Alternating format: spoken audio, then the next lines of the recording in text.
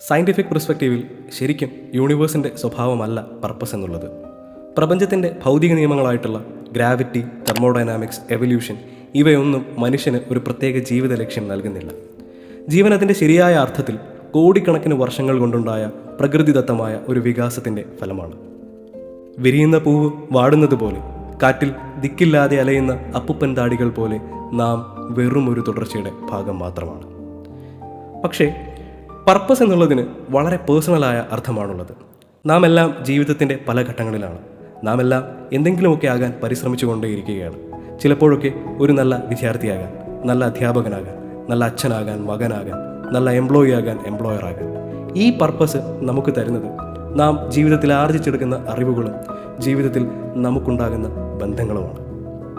Solution കണ്ടുപിടിക്കാനും solve ചെയ്യാനും ജീവിതം പസിലോ പ്രോബ്ലമോ അല്ല, ജീവിച്ചു തന്നെയാണ് പർപ്പസ് രൂപപ്പെടുത്തേണ്ടത്. പങ്കിടുന്ന നിമിഷങ്ങളിൽ, ഉൾക്കൊള്ളുന്ന പാഠങ്ങളിൽ, നമുക്കുണ്ടാകുന്ന ബന്ധങ്ങളിൽ അർത്ഥം കണ്ടെത്തുക. നിങ്ങൾക്കതിന് കഴിയുന്നുണ്ടെങ്കിൽ നിങ്ങൾ ഈ ജീവിതത്തിലെ ഏറ്റവും വലിയ പർപ്പസ് കണ്ടെത്തി കഴിഞ്ഞു. To live fully, to love deeply and to never stop growing. പൂക്കളും പുഴകളും പൂങ്കിനാവിൻ ലഹരിയും ഭൂമി സുന്ദരം.